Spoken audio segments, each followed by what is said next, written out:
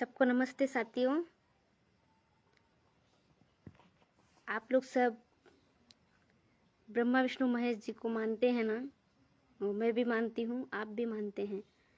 तो क्या आप बता सकते हैं कि ब्रह्मा विष्णु महेश के पिता कौन है, माता कौन है? मैं बता सकती हूँ कि ब्रह्मा विष्णु महेश के पिता कौन है। क्या आप बता सकते हैं कि ब्रह्मा विष्णु महेश के पिता कौन है? और जो हमारे भारत में जितने भी धर्म गुरु हैं, क्या आप बता सकते हैं कि ये कथा सच बताते हैं?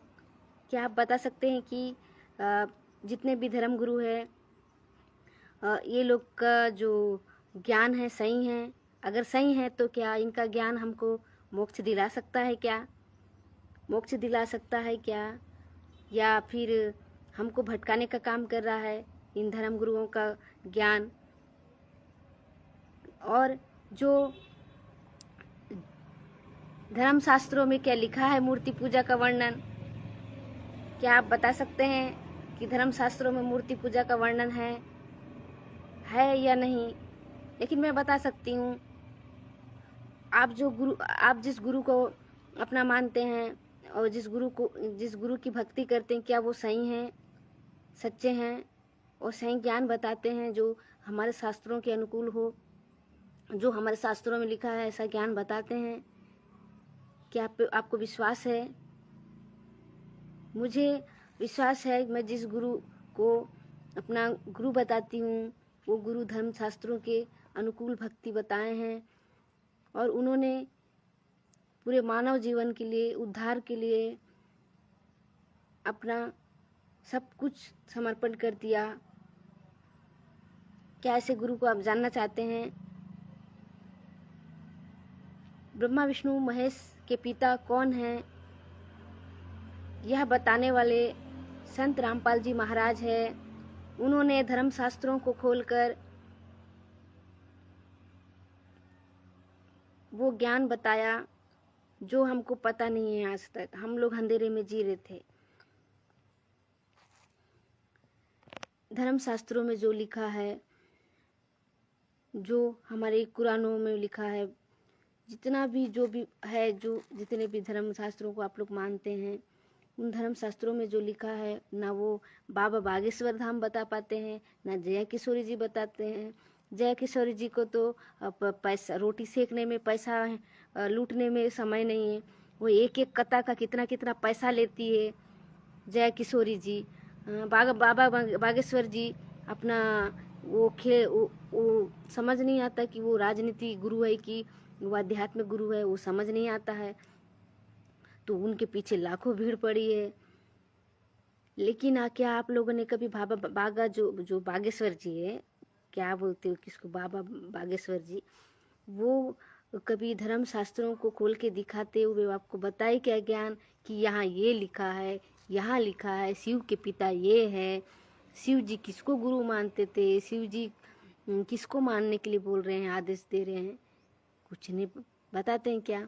उनको ये नहीं पता कि शिव जी के पिताजी कौन हैं।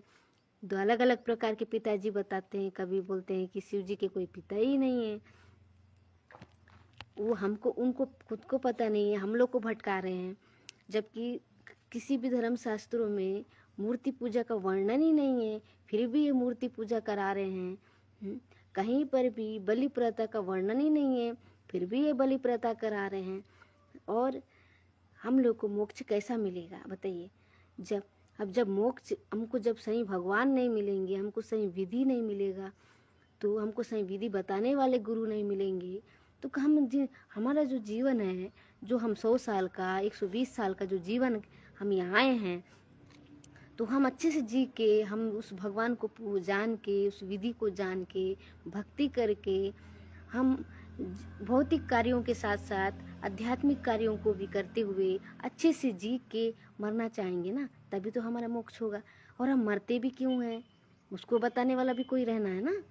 उसको बताने वाला ही तो गुरु है, जो ये बताएंगे कि जो धर्म शास्त्रों से में क्या लिखा है उसको बताएंगे। वो राम कौन है, वो कृष्ण कौन है, उस सबके बारे में जो बताने वाले, रामायण का निष्कर्षण क्या है, महाभारत का निष्कर्षण क्या निकला, उससे हमको क्या सीख मिली, वो सब बताने वाले गुरु होगा तब तो हमको मोक्ष मिलेगा, तब तो हमको शांति मिलेगा। हम शांति के लिए, अब देखो घर में कभी कुछ परेशानी आता है, बहुत से लोग भाई लोग होते हैं, बहन लोग होते हैं, बहुत सारी परेशानियाँ आती हैं, तो वो लोग सहन नहीं कर पाते हैं तो डायरेक्ट जाके फांसी लगा लेते हैं।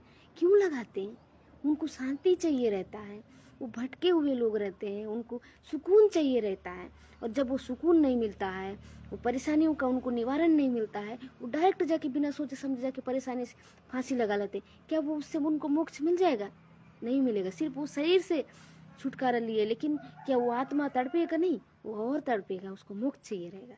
तो हम लोग अगर मनुष्य जीवन में आए हैं तो हम लोग को क्या चाहिए? हम लोग शांति चाहिए, शांति सुकून चाहिए। वो भौतिक चीज़ों से भी हमको नहीं मिल पाता है। ऐसा क्या चीज़ है जो हमको भौतिक चीज़ों से भी नहीं मिल पाता है, जो हमको अध्यात्म में मिलता है?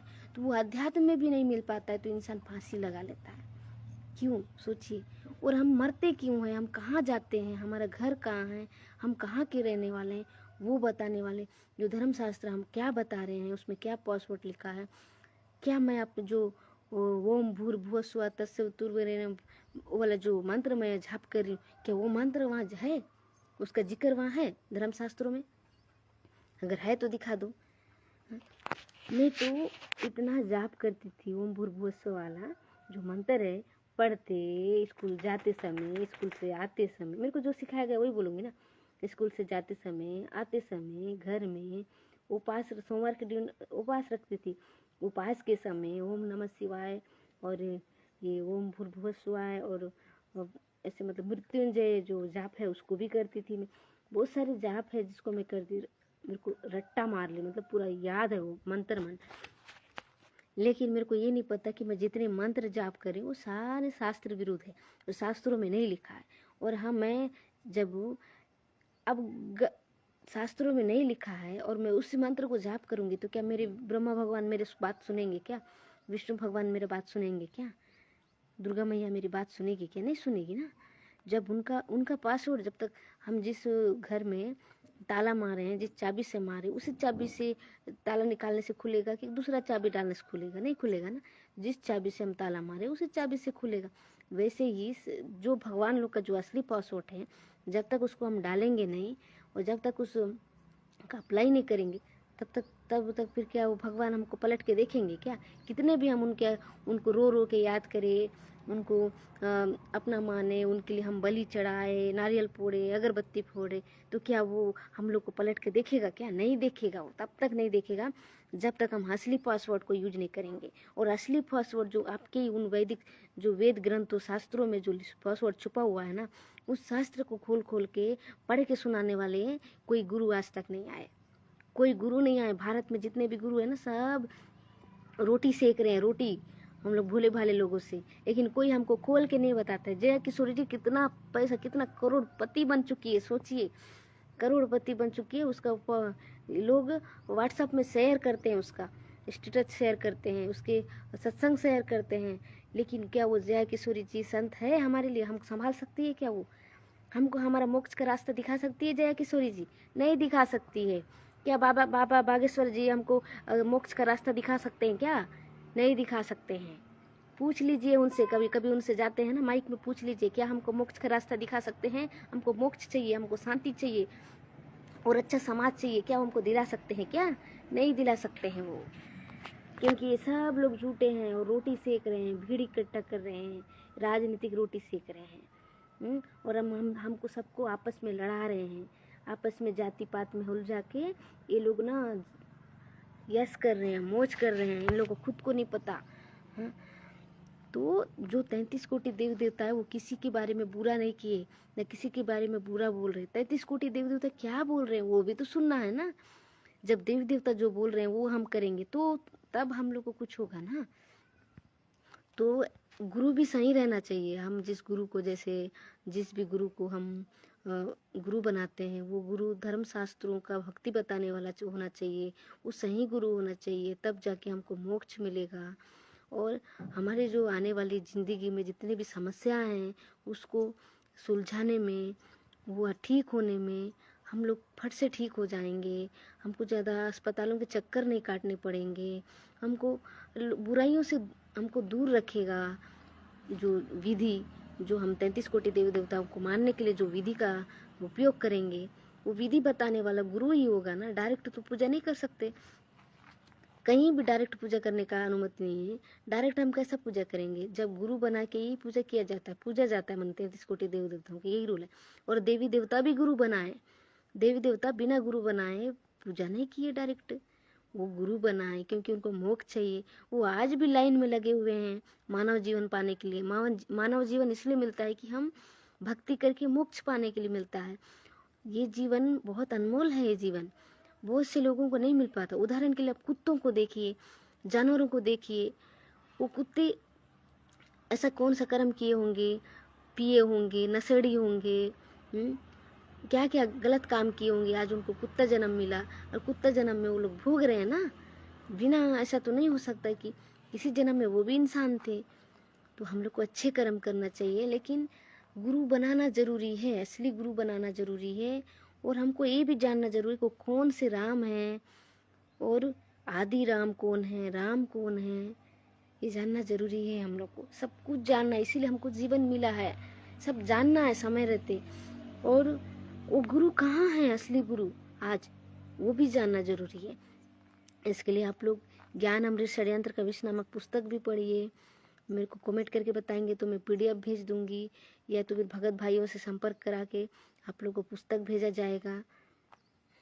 लेकिन अब ये शास्त्र अनुकूल यथार्थ ज्ञान इस बरवाला आश्रम के अंदर सुनाया जाता है। और जो पुण्यात्मा प्रथम बार यहां आते हैं किसी भाई बहन के कहने से, तो उसको प्रथम बार सब ऊट पटांग सा लगता है, क्योंकि हमें भी ऐसा ही लगा था। इसको धीरे धीरे दृढ़ता के साथ, विश्वास के साथ सुनता रहे। एक दिन ये सत्य ही रह जाएगा, बाकी जो ज्ञान आपने सुन रखा है वो समाप्त हो जाएगा। सच्चा भगत जी, अपने गुरु जी के वचन सुन लो, एक दिन ये सत्य रह जाएगा, बाद बाकी सारा ज्ञान समाप्त हो जाएगा। ये सत्य है जो अपने सदगुरु संत रामपाल जी महाराज के साथ ही घटनाएं हुई हैं। इसी तरह परमात्मा ने बताया है कि ये याद रखिए कि सारा ज्ञान समाप्त हो जाएगा, शास्त्रों की ये सब सुनाया गया है, लेकिन सत्य रह जाएगा। आप सुनते रहो ध्यान से, तो सत्य के लिए